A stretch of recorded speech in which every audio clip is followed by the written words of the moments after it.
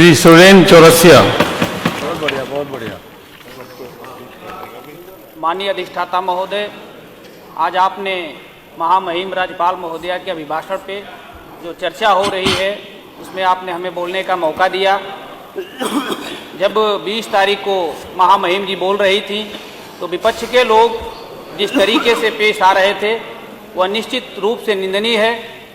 लेकिन उत्तर प्रदेश में माननीय मुख्यमंत्री जी के नेतृत्व में जो हमारा प्रदेश आज विकास की ओर अग्रसर है, उत्तम प्रदेश बनने की ओर अग्रसर है, जहां हमारी सरकार गांव गरीब की बात कर रही है, जहां आज तक कभी बिजली नहीं पहुंचे थे, जहां हमारी सरकार बिजली पहुंचा रही है, जहां निर्धन बच्चियों की शादी के लिए सामूहिक विवाह के माध्यम से हमारी सरकार निर्धन बच्चियों की शादी करा रही है, वहीं हमारी सरकार जो चुनाव में अपने संकल्प पत्र में किसानों की जो बिजली माफ करने की बात हुई थी, बिजली छूट करने की बात हुई थी, हमारी सरकार ने निजी नलकूपों को 100% जो छूट देने जा रही है, इसके लिए मैं अपने सरकार का कोटिशः हृदय से बधाई देता हूं। और अभी जो ग्लोबल इन्वेस्टर समिट हुआ है उसमें जो पूरे दुनिया भर के लोग भारत में निवेश करने आ रहे हैं, जिससे उत्तर प्रदेश में रोजगार का सृजन होगा, उद्योग लगेंगे, इसके लिए भी मैं सरकार को धन्यवाद देता हूं। और आपके माध्यम से मैं यह अवगत कराना चाहता हूं कि हमारी विधानसभा में कुछ ऐसी समस्याएं हैं जिस पर आपका ध्यान आकृष्ट होना बहुत जरूरी है। एक हमारे यहाँ खुखुंदू ब्लॉक का सृजन होना है, जिसके लिए 2011 में 71 दिन तक आंदोलन चला था। इसके बाद उस आंदोलन में हम लोग सहभागी रहे, जिसके वजह से हम लोग के जीत कर आने के बाद वहां के लोगों को उम्मीद जगी कि उस ब्लॉक का सृजन हो जाएगा। तो जब पहली बार हम लोग जीत के आए तो 26 मई 2022 को इसी सदन में हम लोगों ने उस ब्लॉक सृजन की बात उठाई थी।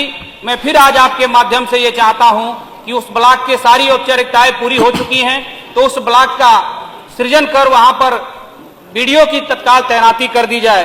दूसरी हमारी मांग है कि खुखुंदू और नूनखार भटनी तक का एक प्रमुख मार्ग है जिस पर बहुत यातायात है, और वहां से यदि वो सड़क चौड़ीकरण और शुद्धिकरण हो जाती है तो वहां पर लगभग 60 से 70 गांवों के लोगों का आवागमन है उस रोड से, इसलिए उस सड़क का बनाया जाना बहुत ही जरूरी है। और अभी आदरणीय सलभ जी जो बोल रहे थे कि देवरिया कभी चीनी का कटोरा कहा जाता था, लेकिन पूर्ववर्ती सरकारों की खराब नीतियों की वजह से वो सभी चीनी मिल बंद हो गए। तो हमारी मांग है कि देवरिया में एक नई चीनी मिल की स्थापना की जाए। दूसरा, विद्युत के क्षेत्र में हमारे यहाँ एक बरियारपुर विद्युत सब स्टेशन है, वहां की क्षमता बढ़ाई जाए और गुद्दीजोर और बैकुंठपुर में एक नया विद्युत सब स्टेशन बनाया जाए। हमारे विधानसभा में कोई राजकीय ITI कॉलेज नहीं है। मैं आपके माध्यम से ये मांग करता हूं कि हमारे क्षेत्र में एक राजकीय ITI कॉलेज और एक राजकीय महाविद्यालय का निर्माण कराया जाना बहुत ही जरूरी है। और भटनी में जो हमारे विधानसभा का एक ब्लॉक है और नगर भी है जो शहर मुख्यालय से 30 किलोमीटर की दूरी पर है, जब कभी गर्मी के दिनों में आग लग जाती है तो वहां पर फायर स्टेशन की गाड़ियां पहुंचते पहुंचते बहुत देर हो जाती है। तो हमारी आपके माध्यम से ये मांग है कि वहां एक फायर स्टेशन बनाया जाए।